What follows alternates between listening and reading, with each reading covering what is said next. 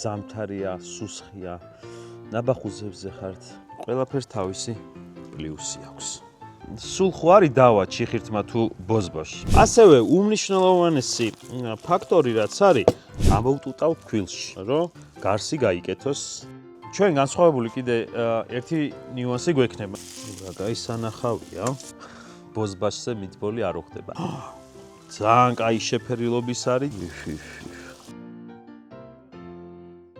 კაი მსუყე ბოზბაში გამოგვივიდა. სადეთ არ არის რთული მართლა. სალამი, სავარაუდო დიდი ეჭვი არის რომ ამ ვიდეოს თქვენ ნახავთ უკვე ნაბახუსებზე და ნაბახუსებზე რახან ნახავთ, სავარაუდოდ ეს იქნება 1 იანვრის პერიოდი, უკვე ახალი წელია და გილოცავთ. მრავალს დავესწროთ ყველანი ერთად და სულ ხო არის დავა ჩიხირთმა თუ ბოზბოში. მე ჩიხირთმა მირჩევნია მაგალითად და ძალიან მიყვარს, მაგრამ შემოგთავაზებთ ასევე ალტერნატივას ბოზბაშის სახით, იმიტომ რომ ჩიხირთმა უფრო გავრცელებული არის და თითქმის ყველა სახლში მზადდება ასე თუ ისე და ბოზბაში მეტად განსხვავებულია და უფრო საინტერესო მოსამზადებელია.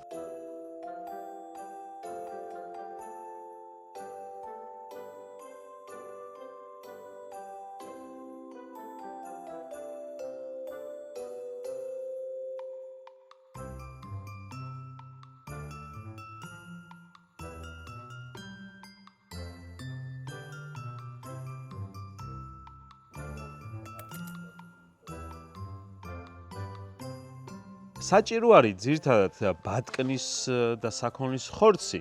არის ვერსიები, როდესაც აი კუბიკებად დაჭრილი, უხეშად დაჭრილი, ხაშლამა მსგავსი ბულიონისგან კეთდება და შიგნით მსხვილი ხორცები შეგხვდებათ, მაგრამ ასევე არის გუფთას რო ეძახიან ბურთულები, ხორცის ბურთულები.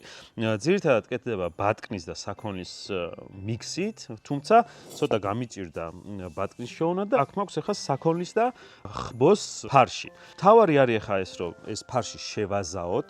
ამისთვის დაგვჭირდება ქინძი, გავუკეთებ კარგად მოზრდილად აი ესე ამდენ ქინძს. დამჭირდება უცხო სუნელი,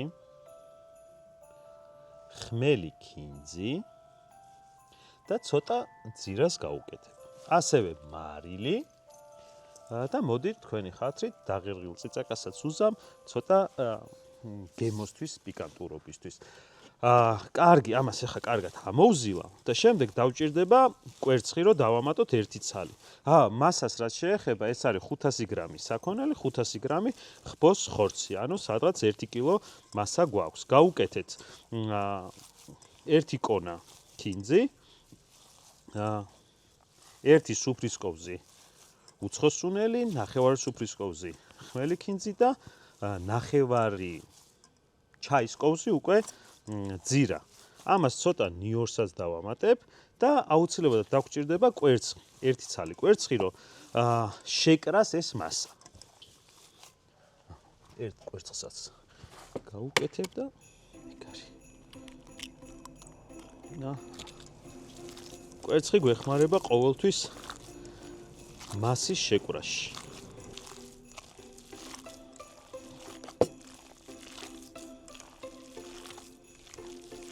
ასევე უმნიშვნელოვანესი ფაქტორი რაც არის, აუცილებლად უნდა გქონდეს უკვე არსებული საქონლის ბულიონი.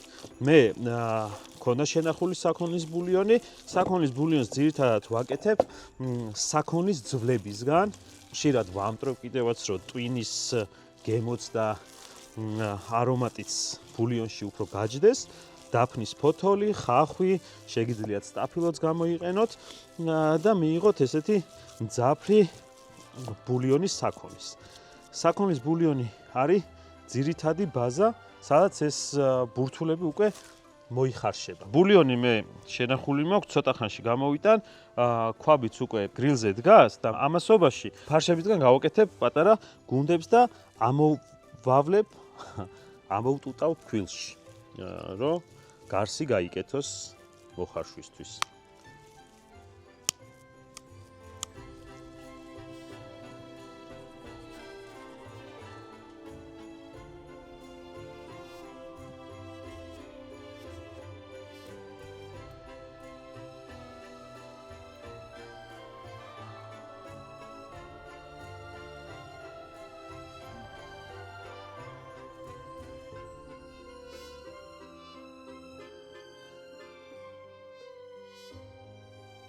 ბურთები მზადაა, ეხლა ბულიონს მოვიტან.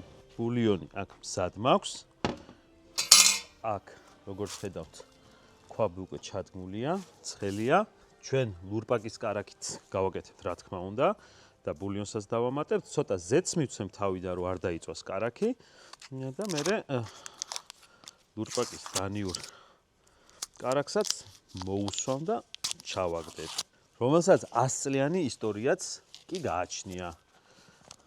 ცოტა ზეთი ჩაუშვათ.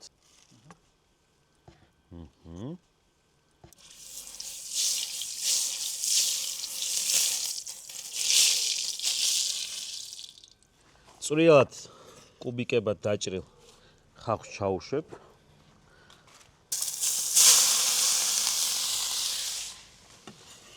ეს ხახვი ისე უნდა მომზადეს, რომ გაქრეს პრინციპში.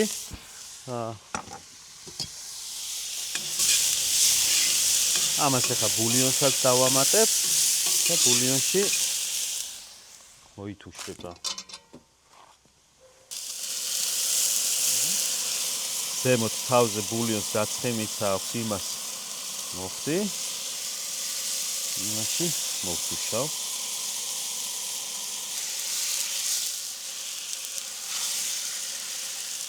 ცოტა ხანი ამ ბულიონს გადმოვდგამ. და დარჩენილ კარაქს, ესე იგი 50 გრამ კარაქს კიდე ჩავამატებ.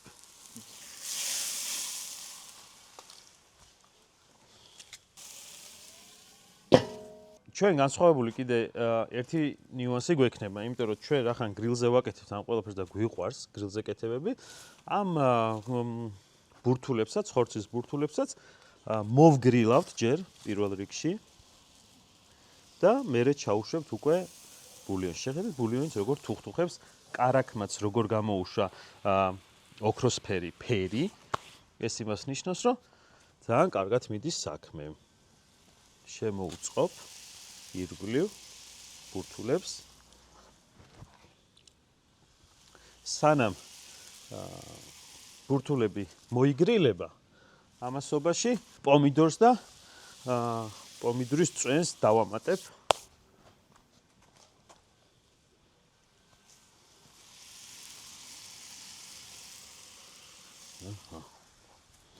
ერთი დიდი თავი პომიდორი მაქვს დაჭრილი და ჩავუშვებ.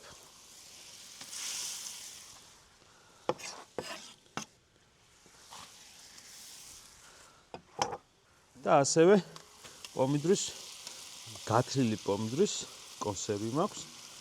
ამასაც ჩავუშვებ და თავის წვენსაც დავუმატებ.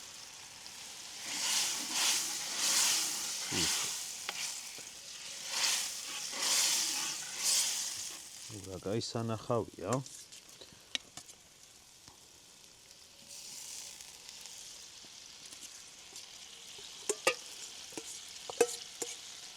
ეხლა ცოტა ხანი დაგჭირდება, რომ მოიგრილოს ხორცის ბურთები და მე შიგნით ჩავალაგებ და კიდე დავამატებ ბულიონს.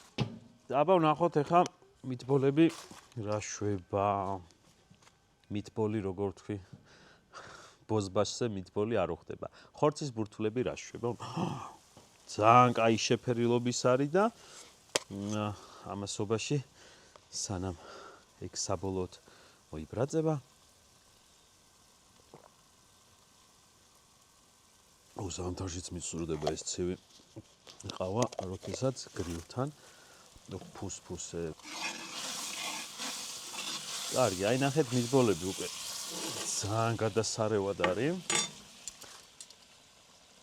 თავის წვენით და ყველაფერი და ეხლა შეგვიძლია შიგნით ჩავალაგოთ.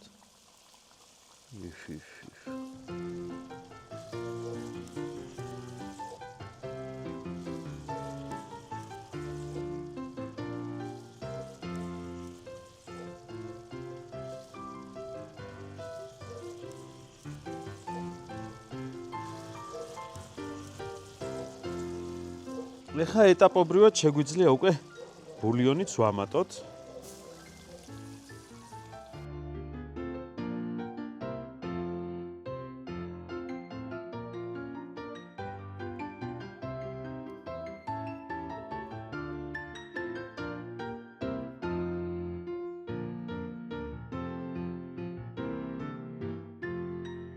თუხთუხებს უკვე ბოზბაში და აგერ მწვანილი მაქვს დაჭრილი ქინძი, ამასაც მოვაფქვევ.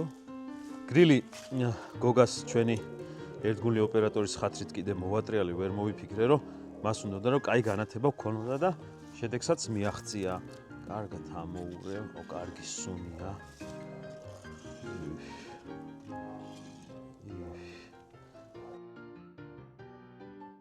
ხორცის ბურთულების გრილზე გაკეთება ცალკე კიდე მიგნება, იმიტომ რომ უფრო არომატული, ყვავმის არომატი მოსდევს და კარგადაა შემწვარი და შეკრული. ეხა ამოვიღებ. თუმცა ტაფაზე მომზადებული ხორცის ბურთულებიც იდეალური და გემრიელი გამოდის, თავის ცხიმშივე რომ იწვება, ასე რომ ყველაფერს თავისი პლუსი აქვს. მედალს ორი მხარი აქვს. ეგარი. კაი მსუყე ბოზბაში გამოგვივიდა. ყველას გვეყოფა.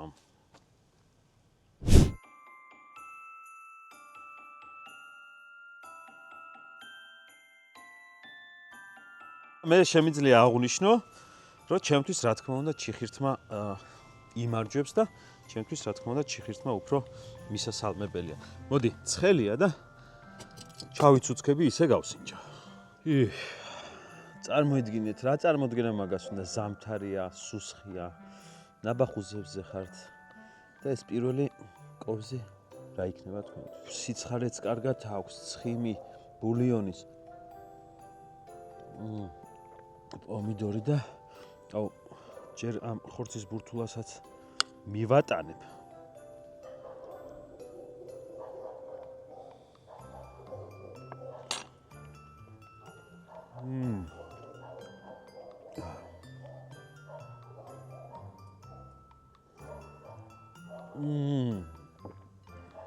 სადეთ არ არის რთული, მართლა მარტივი არის ხორცის ბურთულებს და ამგვალებს და ძირითადი ბაზა ეგაა და ბულიონი ყოველთვის შეგიძლიათ გერდოთ საყინულეში.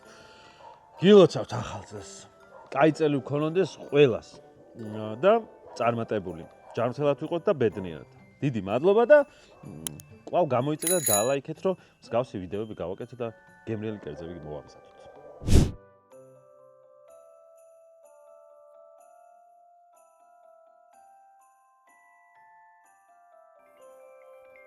ავთო კაია? წავარა.